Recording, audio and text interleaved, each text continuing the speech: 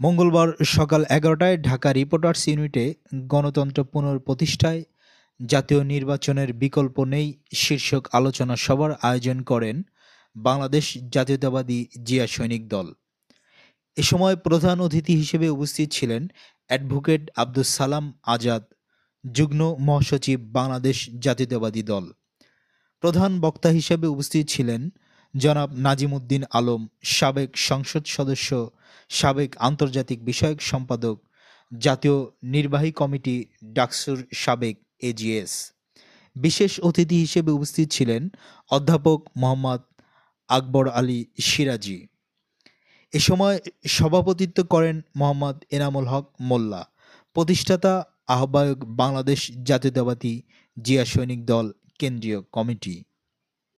প্রকাশ করছে, কিন্তু বাংলাদেশের মানুষ জানে একটি আঙ্গুলের ইশারার ইঙ্গিতে বাংলাদেশে 5 কোটির অধিক মানুষ রাজপথে চলে আসছিল। সেই 5ই আগস্ট নয়, 19শে জুলাই থেকে আন্দোলন কিন্তু বৈষম্য বিরোধী ছাত্র আন্দোলন থাকেনি। সেই আন্দোলন বিএনপি ছাত্র আন্দোলনের ট্রাম্প কার্ড ব্যবহার করে সারা বাংলাদেশে আন্দোলন ত্বরান্বিত করেছিল। সেই আন্দোলনের ডাক দিয়েছিলেন দেশনায়ক তারেক রহমান। প্রতিটি সোশ্যাল মিডিয়ায় দেখবেন 17 জুলাই লাইভে মাধ্যমে বক্তব্য দিয়েছিলেন। কোঠা সংস্কারের আন্দোলনকে তিনি সর্বোপরি সমর্থন করেন এবং এর 100% যুক্তিক আন্দোলন। এই আন্দোলনকে সফল করার লক্ষ্যে বাংলাদেশ জাতীয়তাবাদী দলের সর্বস্তরের নেতাকর্মীদেরকে পাশে দাঁড়িয়ে থাকতে, আন্দোলন করতে হুকুম দিয়েছিলেন। তিনি হলেন মাস্টারমাইন্ড, দেশনায়ক তারেক রহমান। যারা বৈষম্য বিরোধী ছাত্র আন্দোলন করেছিলেন 17 জুলাই পরে আপনাদের বিভিন্ন প্রেস কনফারেন্সের বিভিন্ন সমন্বয়কের বক্তব্য আমাদের কাছে আছে। আপনারা বলেছিলেন আমাদের কোঠা সংস্কারের আন্দোলন, এই আন্দোলন যদি কোন রাজনৈতিক দল হাইজ্যাক করে এটা আমরা মেনে নেব না, আমরা শেখ হাসিনার পতন চাই না, একথা আপনারা বলেছিলেন। বলেছিল কিনা? বলেছিল। আওয়াজ দেয় কেন?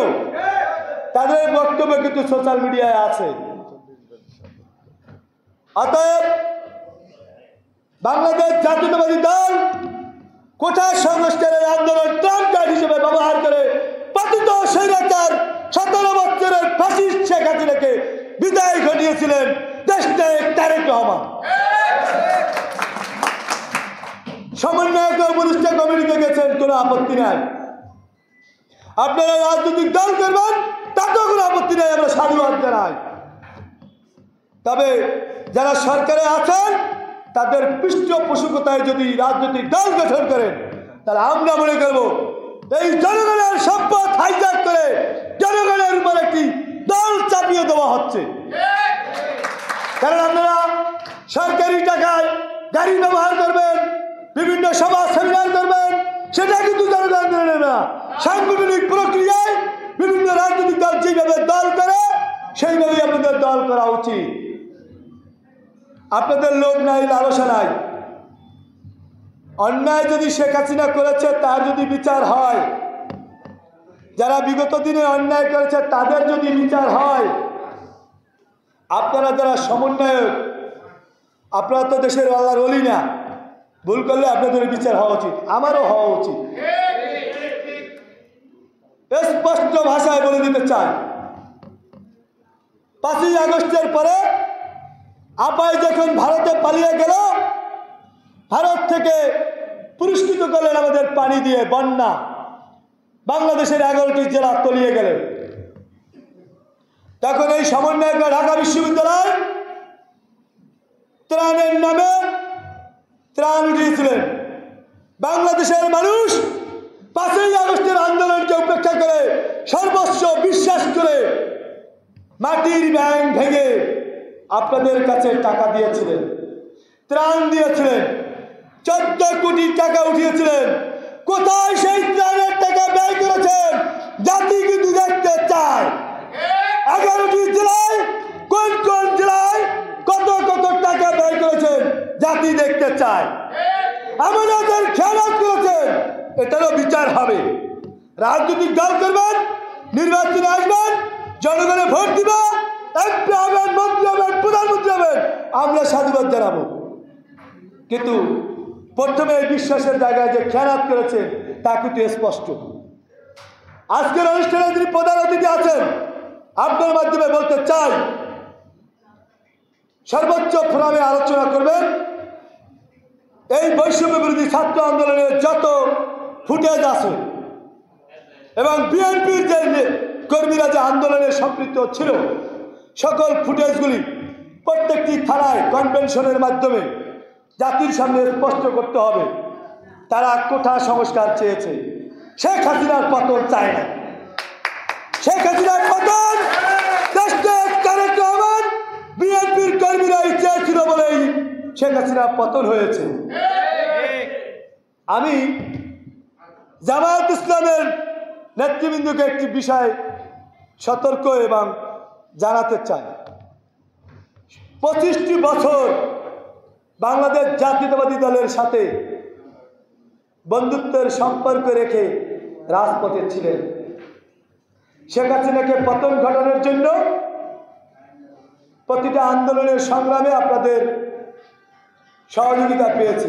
কিন্তু বিএনপিতে 4 দলীয় জোটে ক্ষমতায় থেকেও আপনারা কিন্তু সরকারের ভাগাভাগিতেও ছিলেন।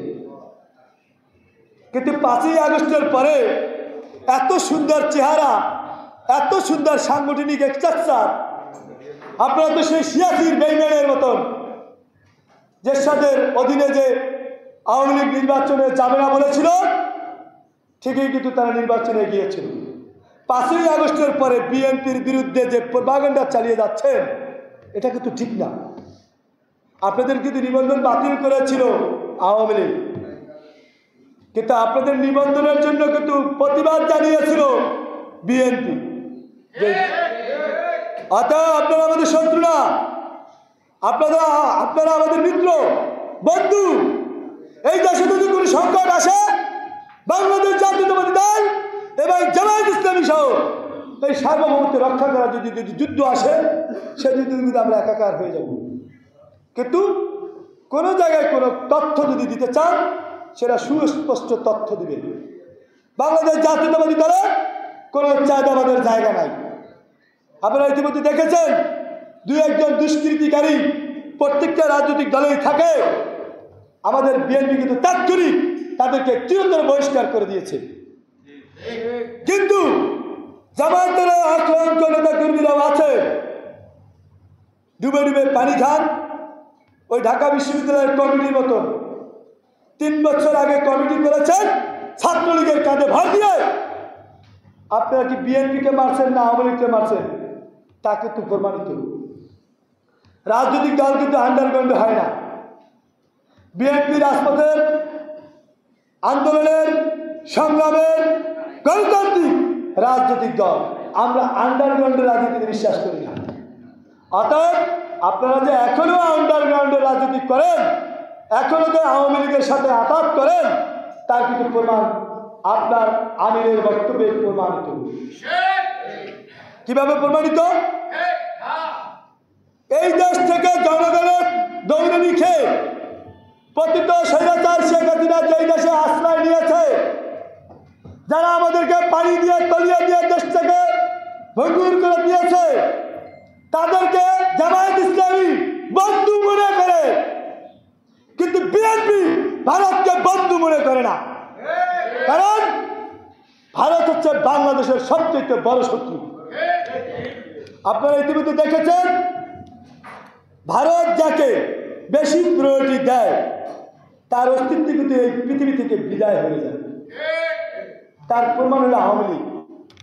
17 বছর সংসার করছে আওয়ামী লীগ ভারতের সাথে, স্বামী স্ত্রীর সংসার না, 17 বছর। এমন একটা ডোজ দিছে বৈষম্য বিরোধী ছাত্র আন্দোলনের, সেই ডোজে তার নৌকা বঙ্গোপসাগরে তলিয়ে গেছে, আপা সাগর দিয়ে পাড়ি দিয়ে ভারতে পালিয়েছে।